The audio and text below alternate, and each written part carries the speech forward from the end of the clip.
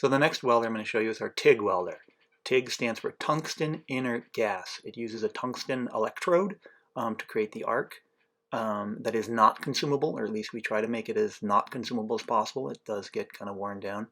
It also has a stick welding option too on it. So on the machine here, again, back here, I would open up this gas fully and on the hanging here, first cable, and you want to, when you put these away, you want to try to keep the cables separate so that you don't end up with them entangled together. So you put one on at a time, but we have the ground cable, much like we have on all the other welders in plasma cutter. And then we have the torch, TIG torch, and this is a number 20 TIG torch, which means it's small. Well, which means it's small and it's water cooled. You want to be careful with this. If you were to smack this part here against something, it would shatter. So you want to be careful of that. So when you set it on the table, make sure it's secure. The other cable is the foot cable. So this machine doesn't have a trigger, well, not this one particularly, some TIGs do, but has a foot pedal. So once the machine is on, the power isn't going, the gas isn't flowing until you push on this.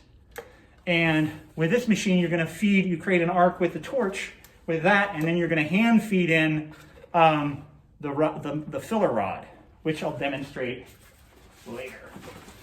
All right. So on the machine here, generally this stuff you shouldn't have to mess around with.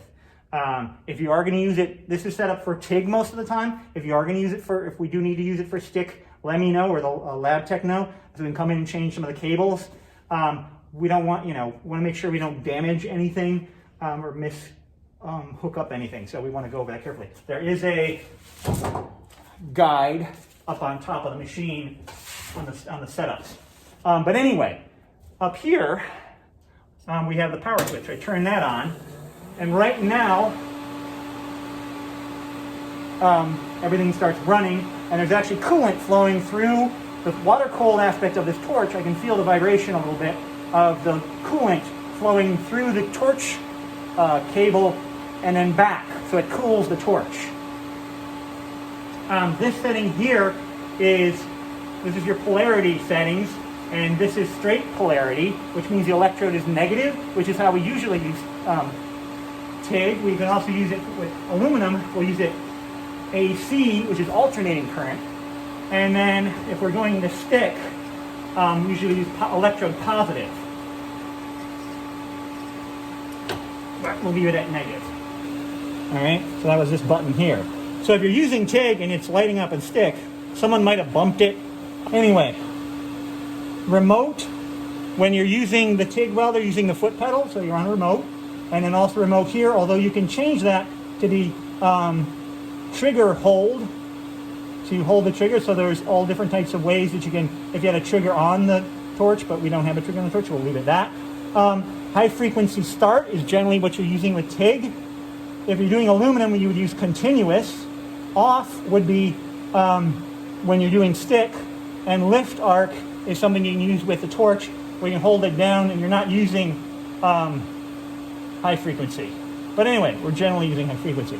Then you have your amperage setting, but this machine can weld steel, stainless steel, bronze, we use it a lot for the bronze casting, aluminum, and a variety of other metals. Basically depends on you having the filler metal in the right settings.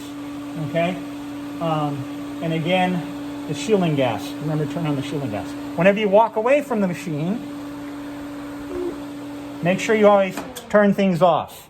Don't walk away, and leave it on. Just make sure you turn it off as a habit. You can leave the gas on until you're completely done, but don't kind of leave it where people are walking around and they don't know that it's on. All right? But just to show you sort of what's happening, you want to get comfortable how you hold the torch. And basically having that, when you have high frequency, you're going to when you push down on the pedal, the arc is going to jump across. And you're going to get an arc of electricity, so you're about that close. And you get an arc of electricity, and you're going to move that along. Sometimes if thicker stuff you can weave, with some thinner stuff you can just kind of go in a straight forward pattern, but you got to make sure that you can see that. And as you're doing that, you can feed in your filler rod. You are not melting the filler rod down onto this, it will just be beads dropped in it. You've got to get, especially with thin metal, it's pretty quick and hard to see, but you're going to get a puddle going and moving it along. And then dipping the rod into the puddle. Alright? As you go along. You don't want to touch the tungsten rod into the molten puddle. It will contaminate it and you'll have to clean it up. That's what I'll show you in a bit. Anyway. Alright, anyway. So I messed up the recording of this, but what I'm trying to show you here with this 3/16 inch steel rod, it's got a copper coating on it, is kind of hand feeding in between the thumb and your finger. And be careful, you can just kind of push it in and your hand gets closer, but you'll end up cooking the end of the leather gloves, so they won't work. They'll be very awkward to work with after that, and they'll be all hardened. And then getting yourself comfortable with the foot pedal. And I think actually the piece of wire, I'm actually using some big wire there because I didn't want to use too much filler rod. The nice thing about the TIG is I can kind of be a little bit cleaner.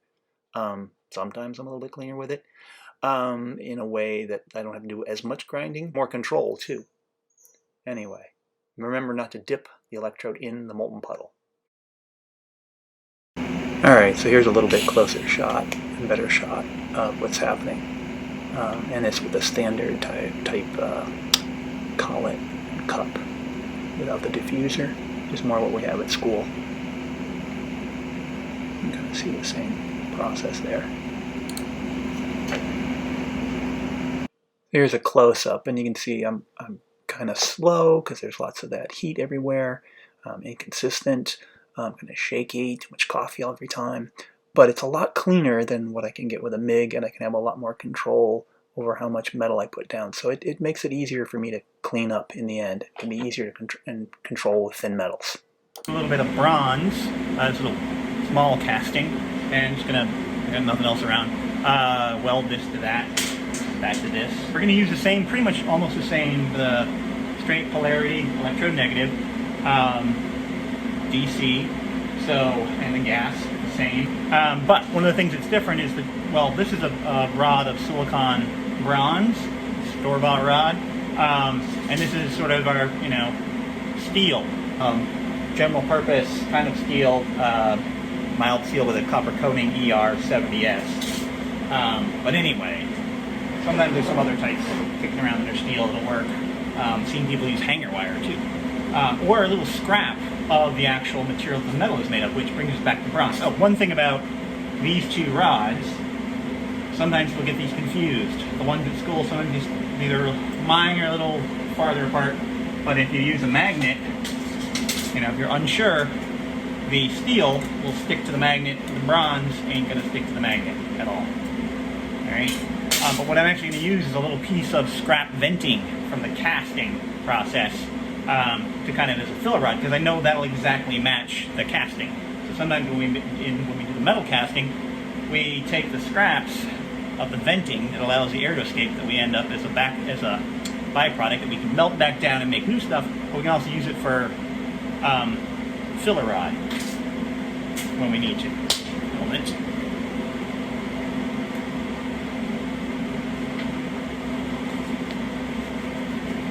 I have turned the amperage up a bit. And the thing that's different about bronze, it'll soak up. I won't get that glow. It's a little tricky when you're working with your castings. You want to start out carefully. It'll take a little while. Sometimes the castings, because they're thicker, will soak up a lot of the heat. And sometimes people will preheat them in an oven or a torch. And I'm going to use this pliers to hold on to my little scrap here. Don't melt the end of the pliers, but don't burn the ends of your gloves either. Moved again, didn't it? Oh well. Foot pedal, get comfortable. Oh.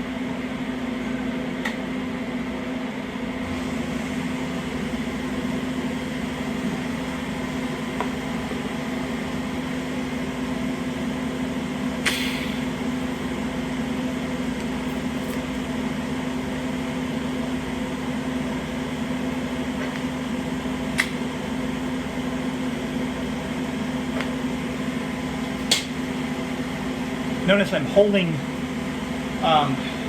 the torch near where, after I let off the pedal, the arc's gone out. Same thing with MIG.